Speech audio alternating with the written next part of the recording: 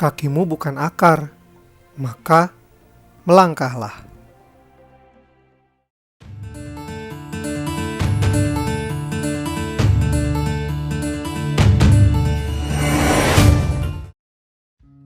Ketika jenuh mulai melanda, terlintas di pikiran saya untuk sejenak melupakan keruwetan di ibu kota.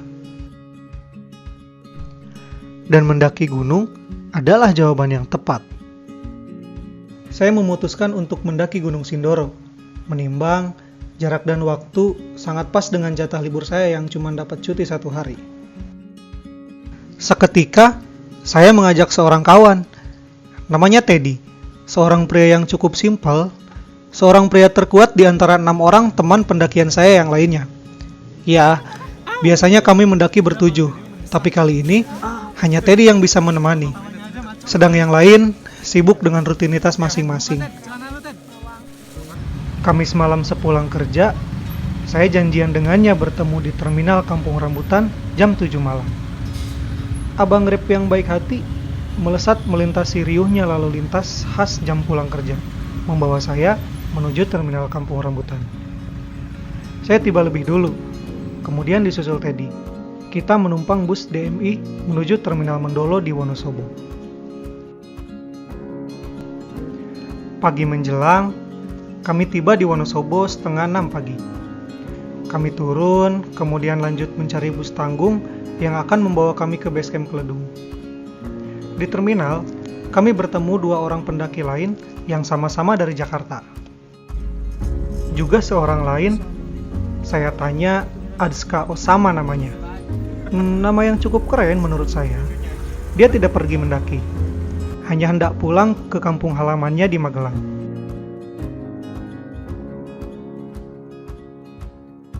"30 menit berlalu dan kami tiba di Desa Keledung, tepatnya di markas komunitas Grasindo. Lalu kami bergegas mencari sebuah warung untuk sejenak beristirahat, sarapan, kemudian mandi. Segelas teh manis yang ngebul dan sepiring nasi goreng mengawali pagi yang cerah ini. Setelahnya, kami langsung persiapkan alat dan bahan apa-apa yang kurang yang kami bawa mendaki.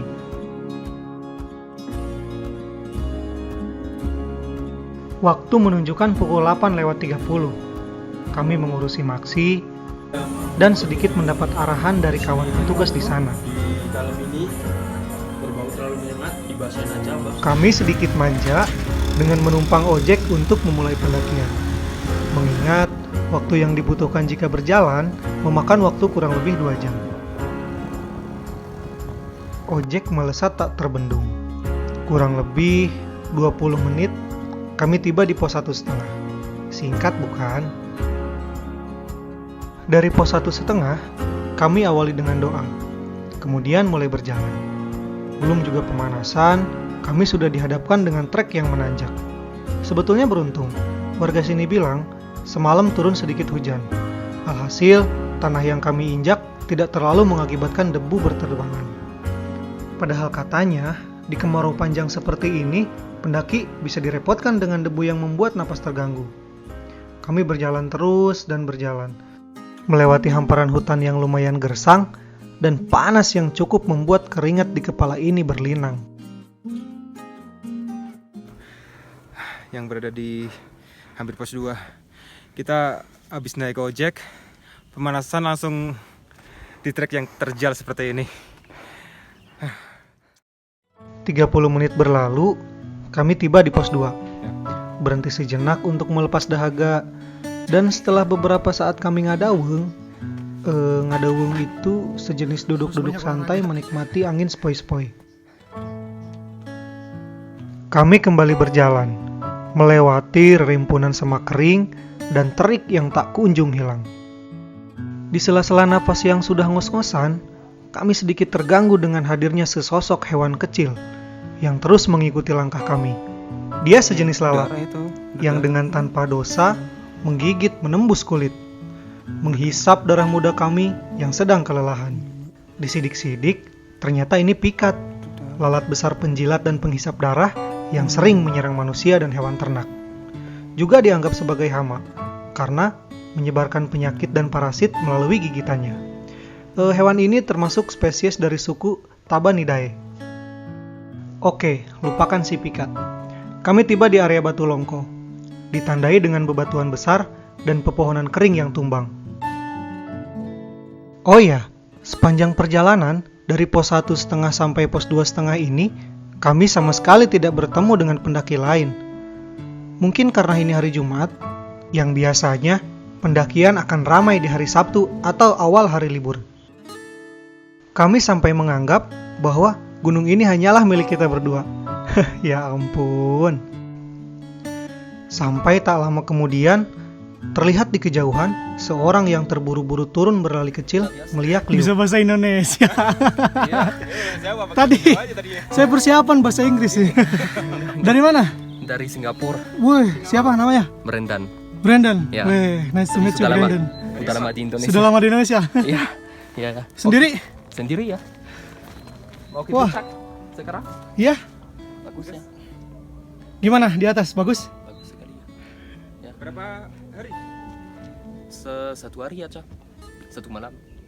Berangkat kemarin. Ya kemarin ya. Ini baru turun. Yang sakit sepatu itu, tinggal sandal, kaki. Enggak apa-apa. Udah biasa. Udah biasa ya. Tuh ya bawahnya. Tinggal di mana di sini? Jogja. Oh, di Jogja. 5 bulan. Wah. Oke, Oke keren. lah. Good luck. Ya.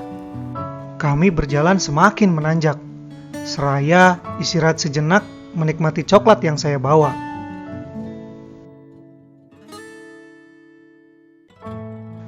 Dan akhirnya kami tiba di pos 3.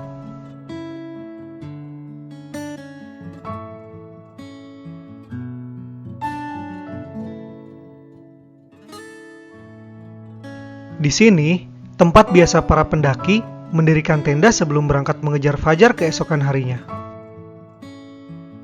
Kami memutuskan untuk naik sedikit lagi ke Sunrise Camp.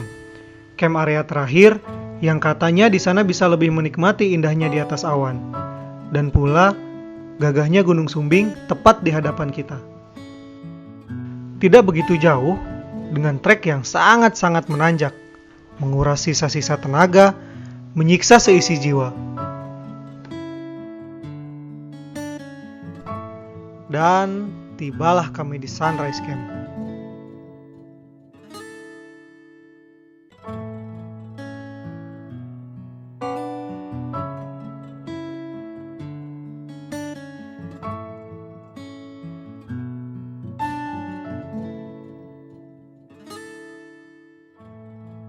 Sedikit mengatur nafas, memilih tempat, kemudian kami mulai mendirikan tenda.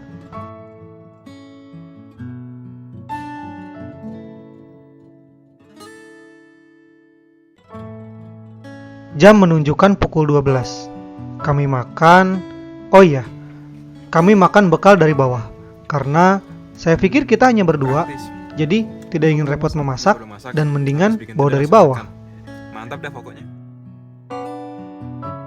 Kabut mulai datang. Saya menyebutnya itu awan stimulonimbus. Seiring angin dingin yang menusuk, merasuk di jiwa yang sedari tadi menahan lelah di pendakian. Tak lama, kabut beranjak. Kami langsung disuguhi indahnya langit biru di atas awan dan Gunung Sumbing yang menjulang tepat di hadapan. Sejenak kami berkeliling, menikmati dan memotret landscape.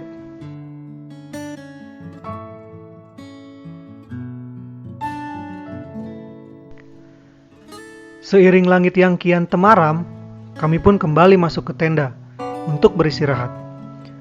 Kami sempatkan makan karena masih ada bekal nasi yang kami bawa dari bawah, sekaligus mengisi perut mempersiapkan memburu fajar di esok hari.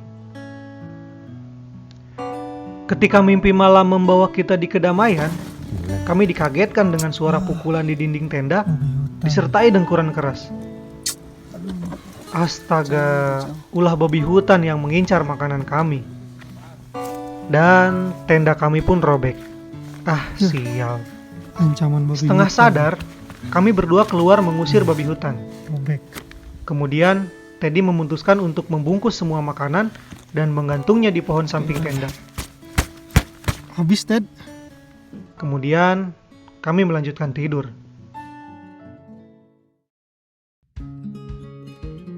Waktu menunjukkan jam 4 pagi. Kami bangun, kemudian memasak air, lalu menyeduh energen sebagai pengisi perut dan penambah tenaga untuk summit. Kami merapihkan tenda, berdoa, dan memulai perjalanan. Sungguh, trek yang kita lewati terjal sekali. Menanjak, berliku tanpa ampun. Belum lama berjalan, Nggak tahu nih berapa saya harus berhenti lagi dan lagi untuk mengatur nafas. batu di atas. Tapi nggak tahu batu puncak atau bukan. 1,5 jam berlalu. Langit merah mendampingi pancaran sinar menerangi alam yang kian menampakkan dirinya. Rasa lelah seketika terlupakan, terganti rasa hangat yang dibawa sang mentari.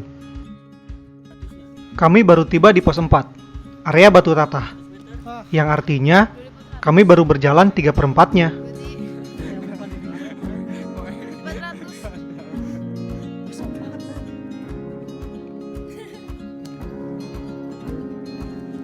Seraya berbincang hangat dengan rombongan para pendaki dari Ciamis, kami berjalan dan terus berjalan.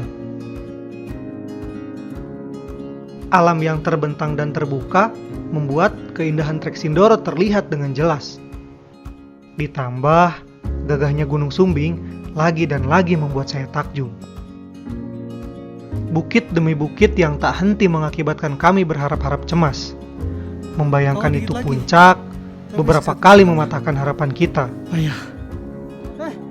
Setelah beberapa kali kecewa, akhirnya tibalah kita di puncak.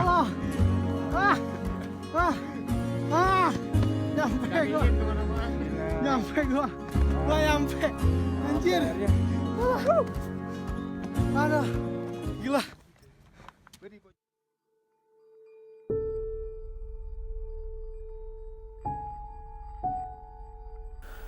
Banyak sekali pelajaran penting yang saya petik dari petualangan ini. Seperti apa yang dikatakan oleh catatan Juang, orang-orang seperti kita tidak pantas mati di tempat tidur.